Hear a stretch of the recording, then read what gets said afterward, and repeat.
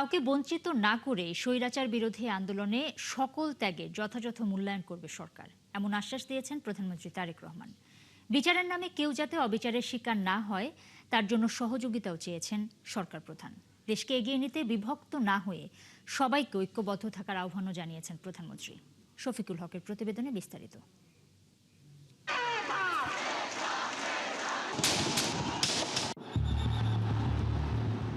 2 বছর পেরিয়ে গেলেও স্মৃতির দেয়ালে এখনো অমলিন জুলাইয়ের সেই তপ্ত দিনগুলো। গণতন্ত্র আর মানুষের অধিকার প্রতিষ্ঠায় প্রাণ দেয়া শহীদদের স্মরণ করল বাংলাদেশ। মানুষের হৃদয়ে জুলাই জাগরুক থাকে বছর থেকে বছরে। জুলাই বেঁচে থাকে প্রজন্ম থেকে প্রজন্মে, বাংলাদেশের মানুষের অমিয় বীরত্ব গাথা হয়ে। প্রতিদিন সকাল হয় রাত হয়, আমার জিসান শুধু বলে আম্মু ভাইয়া তো আমাদের রেখে চলে গেছে, কিন্তু আমি তোমাকে কার কাছে রেখে যাবো, তুমি তো সম্পূর্ণ একা। 24-এর রক্তাক্ত জুলাইয়ের অভ্যুত্থানে আত্মদানকারী শহীদ ও আহত পরিবারের সদস্যদের নিয়ে শনিবার রাজধানীর বাংলাদেশ চীন মৈত্রী সম্মেলন কেন্দ্রে জাতীয় এই সম্মেলনের আয়োজন। জামাত জুলাইকে বিক্রি করতেছে এখনো, আর বিএনপিটা জুলাইকে ধারণ করে। কারণ অসংখ্য নেতা কর্মী আমার মতো পঙ্গু হয়েছে এই জুলাই আন্দোলনে, জামাতের কোনো নেতা কর্মী আন্দোলন করে পঙ্গুত্ববরণ করে নাই। রক্তস্নাত জুলাই আন্দোলনে আহত ও শহীদ পরিবারের সদস্যদের সব কথাই মনোযোগ দিয়ে শুনলেন প্রধানমন্ত্রী তারেক রহমান। ইন্টারিম আমলে আমরা শহীদ পরিবার, আহত জুলাই যোদ্ধাগণ, আমাদের বিচারের জন্য আহত জুলাই যোদ্ধাগণ তাদের ন্যায্য অধিকারের জন্য, তাদের চিকিৎসার জন্য দাঁড়ে দাঁড়ে ঘুরিয়েছিল। তাদের কোনো সহযোগিতা, সহমর্মিতা, সহানুভূতি কিছুই পায়নি। সম্মেলনে উপস্থিত শহীদ পরিবার ও আহতদের প্রধানমন্ত্রী তারেক রহমান জানান, 5 আগস্টের অর্জন দেশের প্রত্যেক গণতান্ত্রিকামী মানুষের প্রতিশোধের মানসিকতা থেকে বেরিয়ে এই সময়কার ত্যাগীরা পাবেন রাষ্ট্রীয় মূল্যায়ন। অবশ্যই আপনারা যে ত্যাগ স্বীকার করেছেন তার মূল্যায়নও দেওয়া এই দেশ এবং এই জাতির অবশ্যই একটি দায়িত্ব, গুরুত্বপূর্ণ বলে আমি বিশ্বাস করি। স্বৈরাচার সরকারের মতো এই সরকার কোনো ধরনের অবিচার করতে চায় না বলেও মন্তব্য করেন প্রধানমন্ত্রী। সরকার প্রধান জানান, জুলাই গণহত্যায় দায়ীদের দেশের আইনেই বিচার নিশ্চিত করা হবে। আমাদের প্রতি স্বৈরাচার যেমন, বাংলাদেশের লক্ষ কোটি মানুষের প্রতি স্বৈরাচার যেমন অবিচার করেছিল, আমরা বিচারের নামে কারো প্রতি যেন অবিচার না হয় সেই বিষয়টিতে আমাদের সচেতন থাকতে হবে। 5ই আগস্ট যে অর্জন আমরা করেছি, এই অর্জন কোনো একক ব্যক্তি, কোনো একক রাজনৈতিক দলের অর্জন নয়, বরং এই অর্জন দল মত নির্বিশেষে বাংলাদেশের প্রত্যেকটি গণতন্ত্রকামী, প্রত্যেকটি শান্তিপ্রিয় মানুষের এটি অর্জন। জুলাই শহীদ ও আহতদের পরিবারের জন্য আয়োজিত মঞ্চে প্রধানমন্ত্রী তারেক রহমান সবাইকে দেশের স্বার্থে ঐক্যবদ্ধ থাকার আহ্বান জানান। মানুষের ভাগ্যের পরিবর্তন, দেশের ভাগ্যের পরিবর্তন আজ আমাদের হাতে সেই সুযোগটি এসেছে। আমরা চাই জাতিকে দ্বিধা বিভক্ত করে সামনে এগিয়ে যেতে, কারণ জাতিকে বিভক্ত করে দেশকে কখনো সামনে নেওয়া যায় না। শফিকুল হক, 71, ঢাকা। যারা বিডিআর হত্যা এবং জুলাই গণ অভ্যুত্থানে 1400 মানুষকে হত্যা করেছে, সেই আওয়ামী লীগের বিচার না হওয়াটা দুঃখজনক বলে মন্তব্য করেছেন এনসিপির মুখ্য সংগঠক সার্জিস আলম। শনিবার বিকেলে রাজধানী বাংলা মোটরে এক সংবাদ সম্মেলনে তিনি এই কথা বলেন। তিনি আরও বলেন, গণহত্যাকারী দল আওয়ামী লীগের বিচার দ্রুতই দেখতে চায় এনসিপি। দেশ গড়তে জুলাই জাগরণ শীর্ষক মাসব্যাপী কর্মসূচি ঘোষণা করে তিনি বলেন, জুলাই গণ অভ্যুত্থান জনগণের একটি বিশাল অর্জন। গণভোট, সীমান্ত সুরক্ষা এবং কর্মসংস্থান, এই 3 দাবিকে সামনে রেখে আগামী 6 জুলাই থেকে এনসিপির শীর্ষ পর্যায়ের নেতৃত্বে উত্তরাঞ্চল এবং দক্ষিণাঞ্চলে পদযাত্রা কর্মসূচি পালন করবে দলটি।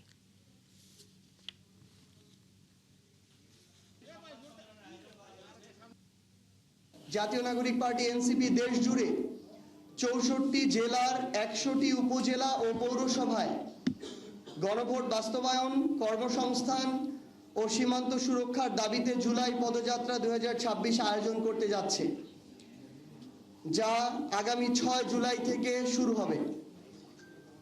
উত্তরাঞ্চলে এনসিপির মুখ্য সংগঠক সার্জিস আলম ও মুখ্য সমন্বয়ক নাসির উদ্দিন পাটোয়ারির নেতৃত্বে এবং দক্ষিণাঞ্চলে এনসিপির মুখ্য সংগঠক হাসনাত আব্দুল্লাহ এমপি ও মুখপাত্র আসিফ মাহমুদ সজীব ভূঁইয়ার নেতৃত্বে এই পদযাত্রা অনুষ্ঠিত হবে। বারবার তারিখ দিয়েও খুলছে না জুলাই স্মৃতি জাদুঘর। অন্যদিকে জাদুঘরে খরচ হওয়া টাকা নিয়েও উঠেছে প্রশ্ন। অনুসন্ধানে দেখা যায় ভুয়া বিল ভাউচার বানিয়ে গায়েবী প্রতিষ্ঠানের নাম ব্যবহার করে উত্তোলন করা হয়েছে নির্মাণ খরচের টাকা। প্রামাণ্যচিত্র তৈরিতে খরচ করা টাকা নিয়েও রয়েছে অনিয়মের অভিযোগ। জুলাই যোদ্ধাদের প্রশ্ন, আবেগ আর রাষ্ট্রীয় প্রতিষ্ঠানের নামে যারা দুর্নীতি করছে তাদের বিচার কি হবে? সুমন তানভীরের প্রতিবেদনে বিস্তারিত।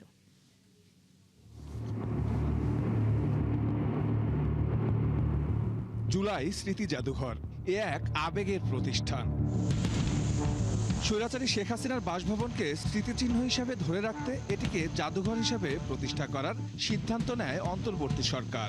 বাজেট নির্ধারণ করা হয় 111 কোটি টাকা। জাতীয় জাদুঘরের নিজস্ব তহবিল থেকেও খরচ দেখানো হয়েছে 20 কোটি টাকার ওপরে। কিন্তু প্রশ্ন হচ্ছে, কোনো রকম কোনো ভবন নির্মাণ ছাড়াই এত টাকা খরচ করা হলো কোথায়? জুলাই স্মৃতি জাদুঘরে বড় মাপের কাজ বলতে 100টি দামি কবর আর ভাস্কর্য নির্মাণ, সঙ্গে করা হয়েছে অভ্যন্তরীণ কিছু সাজসজ্জাও। 19টি প্রামাণ্যচিত্রও বানানো হয়েছে।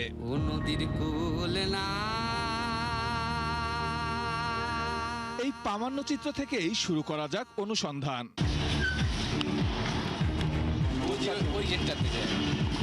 এটা তো মুক্তাপাড়া স্টেডিয়াম মাঠে, ঠিক আছে। কাগজ বলছে 19টি প্রামাণ্যচিত্র বানানোর জন্য 5 কোটি 23 লাখ টাকা চুক্তিতে মিনহাজ স্টেট ইন্টারন্যাশনালকে কাজ দেয় জাতীয় জাদুঘর কর্তৃপক্ষ। মাথা দ্বিতীয় অপারেশনের পরে ওর মাথা এক সাইড ড্যামেজ হয়েছে, ডাক্তাররা বলছে। ইন্টারভিউ নির্ভর 2-1টি লম্বা ডকুমেন্টারি বাদে মাত্র 4-5 মিনিটের প্রতিটি প্রামাণ্যচিত্রে খরচ করা হয়েছে 27 লাখ টাকার ওপরে। কিভাবে সম্ভব? বিষয়টি পরিষ্কার হতে মিনহাজ স্টেট ইন্টারন্যাশনালকে খুঁজতে থাকি আমরা। চুক্তিপত্রে দেওয়া মুগদার ঠিকানায় গিয়ে পিলে চমকে ওঠার অবস্থা। পুরো মার্কেটটি অটোরিকশা বেচা বিক্রির হাব বললে খুব বেশি ভুল হবে না। কিসের দোকান এগুলো বানায়? হ্যাঁ, এগুলো বানাই। যে ঠিকানাটি ব্যবহার করা হয়েছে সেটি হচ্ছে এই দোকান। যে দোকানে আসে আমরা দেখছি যে এই দোকান মূলত অটোরিকশার ব্যবসা করে। পরে এই দোকান মালিককে খুঁজে বের করি আমরা। জানান গত 15 বছর ধরে ওই দোকানটি ভাড়া নিয়ে ব্যবসা চালাচ্ছেন তিনি। ট্রেড ইন্টারন্যাশনাল প্রতিষ্ঠান এই ঠিকানাটা ব্যবহার। এরকম কোনো প্রতিষ্ঠান কি এখানে ছিল কোনোদিন? না, এটা তো আমারই ছিল, আমি 3 মাস আগে ছেড়ে দিচ্ছি। এখনো অটো পার্টস রাখা আছে গোডাউনে। এবার একটু আপ্যায়ন খরচের নামে যে কোটি টাকার বিল করা হয়েছে সেসব কাগজগুলো খতিয়ে দেখতে চাই। বেশ কিছু কাগজেই জুলাই যোদ্ধাদের দুপুরের খাওয়া বাবদ হাজার হাজার টাকা খরচের বিল। আদতে স্মৃতি জাদুঘরে কাজ করা স্বেচ্ছাসেবকরা খায় কোথায়? আপনাদের খাওয়া দাওয়া কি হয় ভাই? খাওয়া দাওয়া আমি বাড়ি থেকে খাই। দুপুরে রাতে কোনো খাবার দেয় না? না না। খাওয়া দাওয়া কি নিজের দায়িত্বে খান না? ওটা অন্তত ওনারা দেখে। আপনাদের অফিস থেকে দিত না, আপনারা বাসা থেকে নিয়ে যেতেন?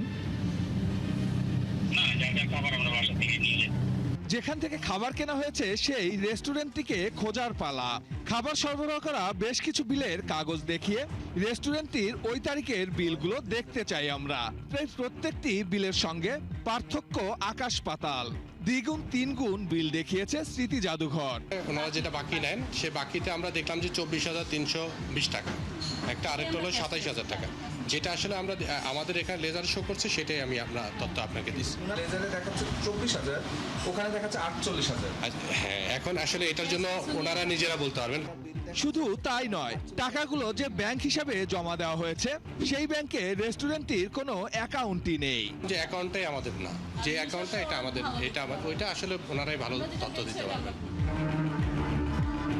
ভলেন্টিয়ারদের টাকা দেওয়ার কথা বলে গত 16 মার্চ এমন সাদা কাগজে সই করে জাদুঘরের তহবিল থেকে 15 লাখ টাকা উঠিয়ে নেন প্রতিষ্ঠানটির ডিজির পিএস তৌসিফুর রহমান। তবে ভলেন্টিয়াররা জানান কখনোই তারা কোনো টাকা পাননি। 15 লাখ টাকার মতো তোলা হয়েছে, আপনাদের দিয়েছে বলছে। আপনারা কি কোনো টাকা পেয়েছেন? কোনো বড় অ্যামাউন্টের কোনো টাকা এর মধ্যে ঈদের আগে পরে?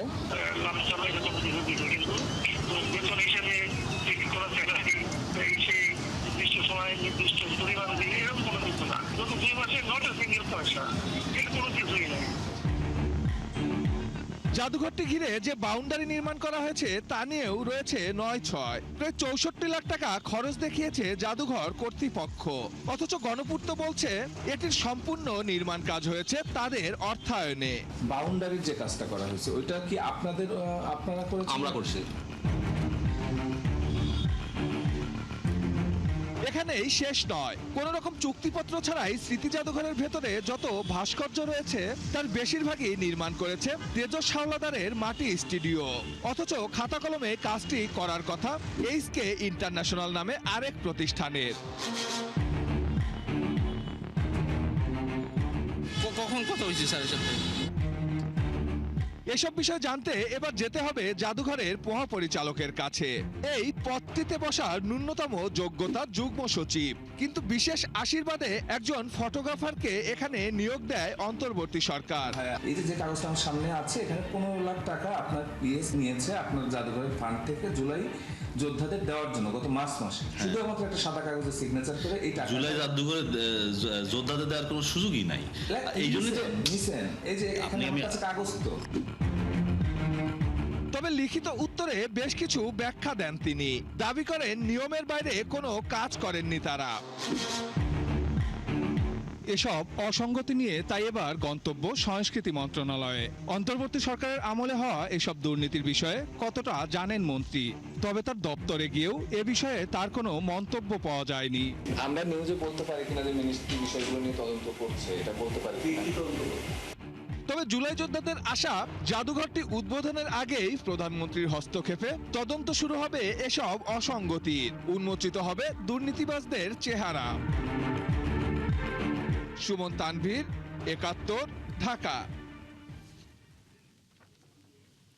বাংলাদেশের উন্নয়নে সব রকমের সহযোগিতার আশ্বাস দিলেন যুক্তরাষ্ট্রের রাষ্ট্রদূত ব্রেন্ট ক্রিস্টেনসেন। এজন্য স্থিতিশীল এবং স্বচ্ছ ব্যবসায়িক পরিবেশ নিশ্চিতের তাগিদ দিয়েছেন তিনি। অন্যদিকে প্রধানমন্ত্রীর উপদেষ্টা মাহদি আমিন জানিয়েছেন, বিদেশি বিনিয়োগে বিভিন্ন নীতি সংস্কার করা হচ্ছে।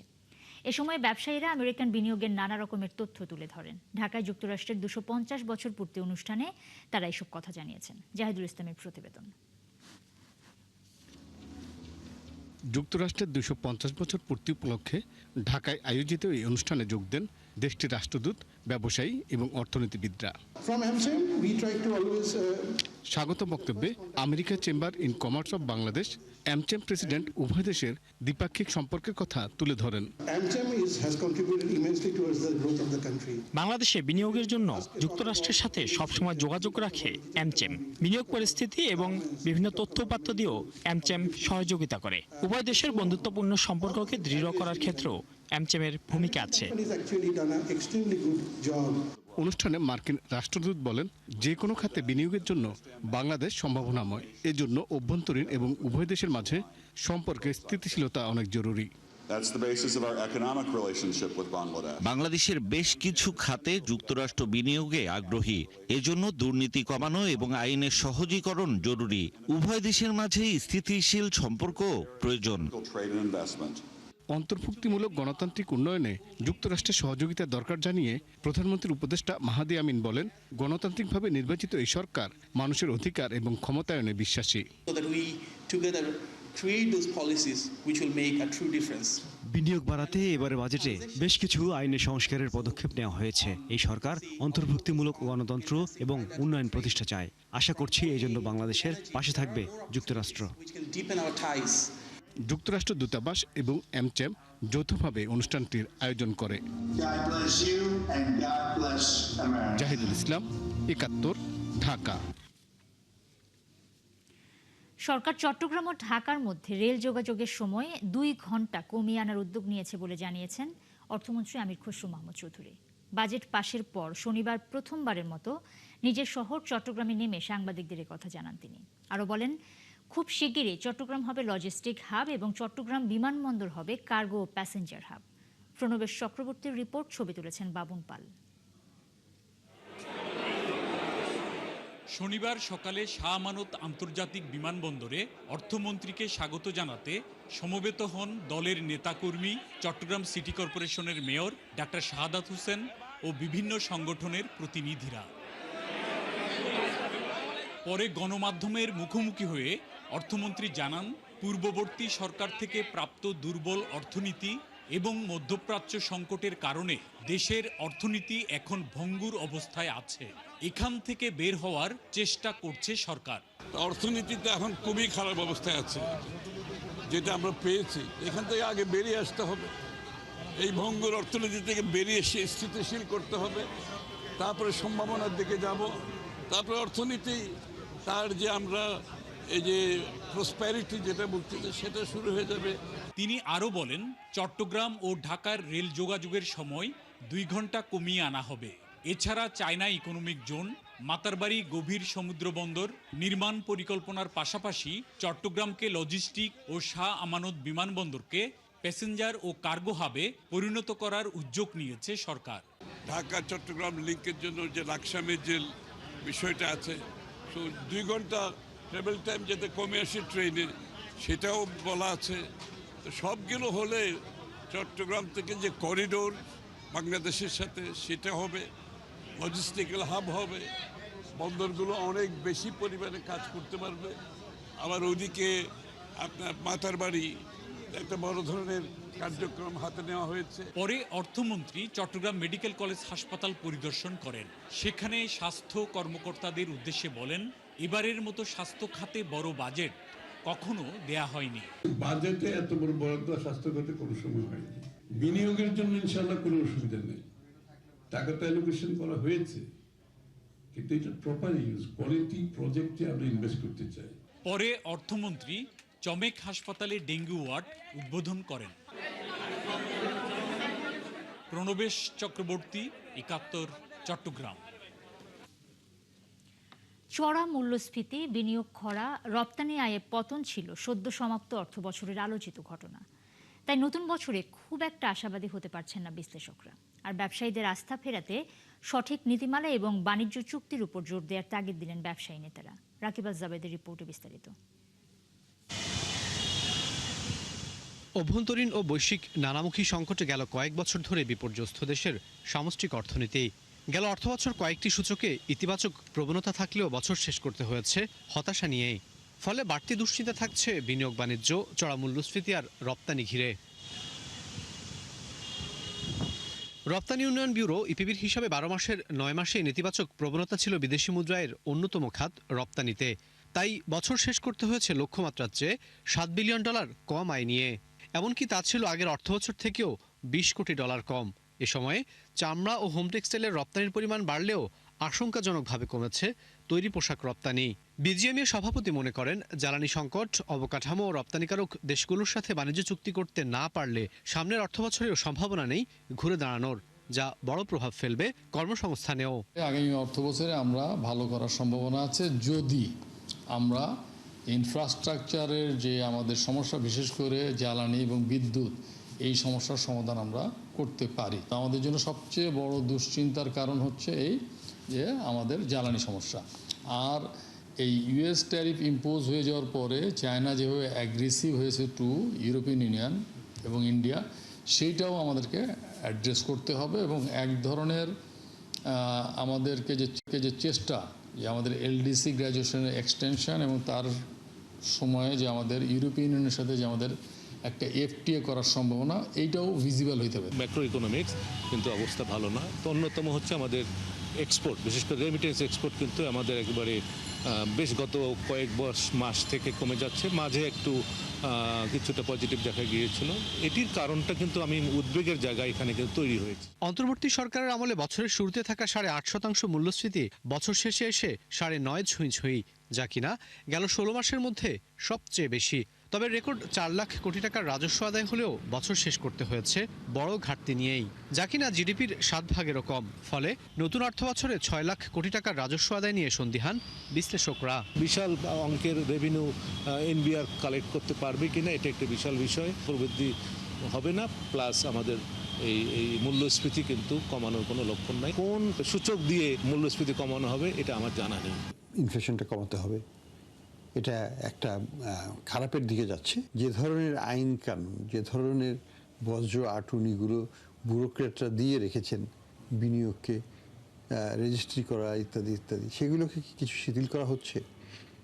সেটা তো আমি এখনো দেখছি না। বিশ্বব্যাংকের হিসাব অনুযায়ী দেশে বর্তমানে দারিদ্র্যের সংখ্যা প্রায় 21.5%। মধ্যপ্রাচ্য যুদ্ধের কারণে বছর শেষে যা আরও বাড়তে পারে।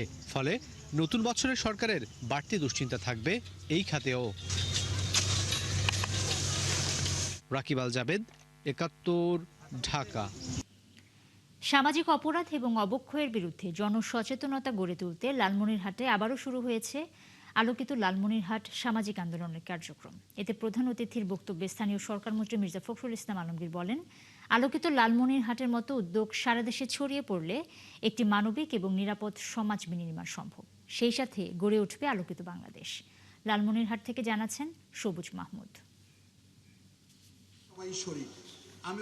মাদক, জুয়া, বাল্যবিয়ে ও যৌতুকমুক্ত সমাজ গড়ার প্রত্যয়ে লালমনিরহাটে আবারও শুরু হয়েছে আলোকিত লালমনিরহাট সামাজিক আন্দোলন কার্যক্রম। মাননীয় প্রধান অতিথিকে বলি, শনিবার বিকেলে শহরের এম.টি. হোসেন ইনস্টিটিউটের মাঠে আয়োজিত উদ্বোধনী অনুষ্ঠানে লালমনিরহাটের সর্বস্তরের জনগণ অংশ নেয়। এখানে আলোকিত লালমনিরহাটের এই স্বপ্নগুলোর মধ্যে মাদক মুক্ত, যৌতুক মুক্ত, বাল্য বিবাহ মুক্ত, এরকম হচ্ছে যে কয়েকটা বিষয় আছে। সরকারি আইন থাকলেও বাস্তবায়নের ক্ষেত্রে প্রতিটা জেলায় এই ধরনের কর্মসূচি গ্রহণ করা উচিত। স্বাগত বক্তব্যে আলোকিত লালমনিরহাটের রূপকার এবং ত্রাণমন্ত্রী আসাদুল হাবিব দুলু বলেন, বিগত সরকারের সময় এই সংগঠনের কার্যক্রম চালানো সম্ভব হয়নি। জনগণের ম্যান্ডেট নিয়ে আবারও জেলা থেকে ওয়ার্ড পর্যায়ে আন্দোলন শুরু হয়েছে। মাদককে, জুয়াকে, যৌতুককে, বাল্যবিবাহকে না বলি, সবাই মিলে একসঙ্গে আমরা যদি আগামীকাল থেকে কাজ শুরু করি, আমার মনে হয় 15 দিনের ভিতরেই পরিবর্তন হবে ইনশাল্লাহ। পরে তিনি আলোকিত লালমনিরহাট গড়ার লক্ষ্যে উপস্থিত সবার শপথ পাঠ করান। সমাজের যত ধরনের অবহেলিত, বঞ্চিত সকল মানুষের কর্মসংস্থানের কাজ উনি করবেন। এতে প্রধান অতিথির বক্তব্যে স্থানীয় সরকার মন্ত্রী মির্জা ফখরুল ইসলাম আলমগীর উদ্যোগটির প্রশংসা করে বলেন, আলোকিত লালমনিরহাটের মতো উদ্যোগ সারা দেশে ছড়িয়ে পড়লে একটি আলোকিত বাংলাদেশ গড়ে তোলা সম্ভব হবে। শুধু লালমনিরহাট নয়, তার এই চিন্তা ভাবনাগুলো আমরা যদি বাংলাদেশের সর্বখানে ছড়িয়ে দিতে পারি, তাহলে আমরা নিশ্চয়ই বাংলাদেশকে সত্যিকার আলোকিত বাংলাদেশ পরিণত করতে সক্ষম হব। বিশেষ অতিথির বক্তব্যে সমাজ কল্যাণ মন্ত্রী আশাবাদ জানান, এই সংগঠনের মাধ্যমে বিভিন্ন সামাজিক সমস্যার সমাধান হবে। যুবক এবং যুবারা তাদেরকে আগামী প্রজন্মকে কিভাবে ভালো রাখা যাবে, সেটা এই আলোকিত একটা কাজ। কিভাবে বিভিন্ন ধরনের আমরা সমাজে বিভিন্ন কিছু অনাচার হয়, এগুলো থেকে দূরে থাকা যাবে। দূরে থেকে লালমনিরহাটকে সত্যি সত্যি বাংলাদেশে 64টা জেলার মধ্যে সবচেয়ে এগিয়ে নিয়ে যাওয়া যাবে। অনুষ্ঠান শেষে বর্ণাঢ্য শোভাযাত্রার মধ্য দিয়ে কর্মসূচি শেষ হয়। আসাদুল হাবিব দুলু ভাই, সবুজ মাহমুদ, ৭১, লালমনিরহাট। লক্ষ্মীপুরের রায়পুরে মা এবং 3 মেয়েকে হত্যার 9 দিন পেরিয়ে গেলেও উন্মোচিত হয়নি প্রকৃত রহস্য। এলাকায় বাড়ছে উদ্বেগ এবং নিরাপত্তাহীনতা। এখনও পুলিশ কিছুই জানাতে পারেনি। একমাত্র জীবিত সদস্য জুনায়েদ ইসলাম সিফাত দ্রুত রহস্য উদ্ঘাটন, দোষীদের শনাক্ত এবং বিচার নিশ্চিত করার দাবি জানিয়েছেন। সহকর্মী আতোয়ার রহমান মনিরের তথ্য এবং ছবিতে প্রতিবেদন। লক্ষ্মীপুরের রায়পুরে নির্মম হত্যাকাণ্ডে মা ও 3 বোনকে হারিয়ে এখন নিঃসঙ্গ ও আতঙ্কে দিন কাটাচ্ছেন সিফাত। এখন তার একটাই দাবি, হত্যার প্রকৃত রহস্য উদ্ঘাটন এবং দোষীদের দৃষ্টান্তমূলক বিচার। নিরাপত্তার হীনতার কারণে আজকে আমার একটা পরিবার শেষ হয়ে গেল। তো আমি সরকারের কাছে এটাই চাইবো যে এর পিছনে কে আছে বা এটা কিসের জন্য হয়েছে, ওনারা যেন এটা সঠিকভাবে উদ্ধার করে এবং এর সঠিক বিচার করে। মোবাইল ফোনের call record, CCTV footage, forensic আলামত সহ বিভিন্ন তথ্য বিশ্লেষণ করছে পুলিশের বিশেষ তদন্ত দল। আমাদের প্রশাসনের সর্বস্তরের সর্বোচ্চ চেষ্টা চলমান আছে এই হত্যা রহস্য উদ্ঘাটন করার জন্য। আমিও মাত্র জয়েন করেছি, আমি এখনই থাকবে আসলে এটা কেন ঘটেছে, ঘটনার পিছনের ঘটনা কি, সত্যিকার রহস্য উন্মোচন করার জন্য সর্বাত্মক চেষ্টা অব্যাহত থাকবে। এই ঘটনার রহস্য উন্মোচন না হয় এলাকাবাসী এখন অজানা আতঙ্কে আছেন। এখন পর্যন্ত ঠিক বুঝতে পারছি না যে এই হত্যাকাণ্ডটি কেন সংঘটিত করা হলো, এর পিছনে আর কেউ জড়িত কিনা এবং এই হত্যাকাণ্ডটি পূর্ব পরিকল্পিত কিনা। অতি শীঘ্রই এটা এর ভিতরে কে কে জড়িত আছে, কারা জড়িত আছে বা কারাই কাজ করছে, আমরা চাই এটার বিচার হোক। যেহেতু দিনের বেলা এত বড় একটা ঘটনা, এটা আমরাও চাই যেটা যত দ্রুত এটার একটা সমাধান হোক, প্রকৃত খুনি কারা এটা খুঁজে বের করুক। গত 25শে জুন লক্ষ্মীপুরের রায়পুরে মা ও 3 মেয়েকে হত্যা করা হয়। এ ঘটনায় জড়িত সন্দেহে গণপিটুনিতে নিহত হন অন্তর মজুমদার নামে এক ব্যক্তি। পিন্টু হাজং, ৭১।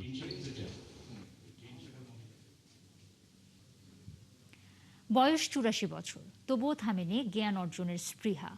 রাজধানীর একটি বেসরকারি বিশ্ববিদ্যালয় থেকে ৮০ ছাড়ানো বয়সেও ইসলামিক স্টাডিজের উপর মাস্টার্স ডিগ্রি অর্জন করলেন অদম্য খোরশেদ আলম। এবার তার ইচ্ছা ইসলামী ব্যাংকিং ব্যবস্থার উপর পিএইচডি করার। পিতার এমন জ্ঞান তৃষ্ণায় উচ্ছ্বসিত তার সন্তানরাও। বিস্তারিত শাহরিয়ার ইমতিয়াজের প্রতিবেদনে। ৮৪ বছরের প্রবীণ খোরশেদ আলমের জীবনের ক্লান্তি, অবসাদ আর বয়সের ভারের কাছেও হার মানেনি তার জ্ঞান অর্জনের প্রতি অদম্য অনুরাগ। দেশভাগের আগে জন্ম, বিকম ডিগ্রি অর্জন করেন সেই 60-এর দশকে। এরপর কর্মজীবনের ব্যস্ততা আর সংসার সন্তানের বেড়াজালে পেরিয়েছে প্রায় 5 যুগ। কিন্তু আজও তিনি জ্ঞান অর্জনের অদম্য স্পৃহার এক অনন্য উদাহরণ। আদায় করছি, আমি কৃতজ্ঞ।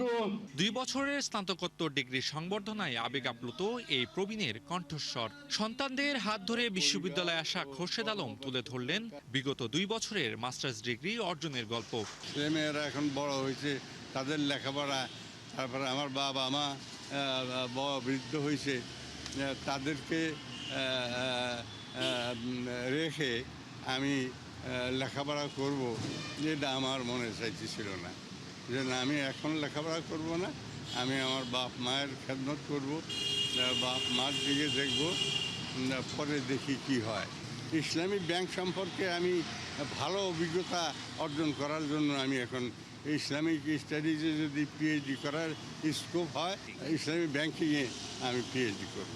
খোরশেদ আলমের 6 সন্তানদের মধ্যে 4 জনই চিকিৎসক, বাকি 2 জনও উচ্চশিক্ষিত।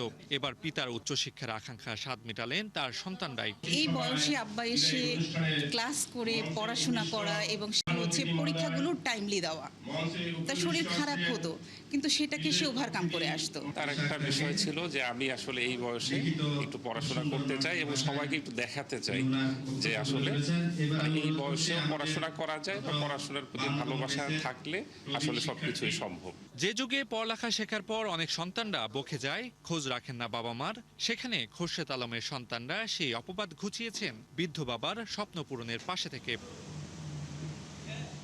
শাহরিয়ার ইমতিয়াজ, ৭১, ঢাকা।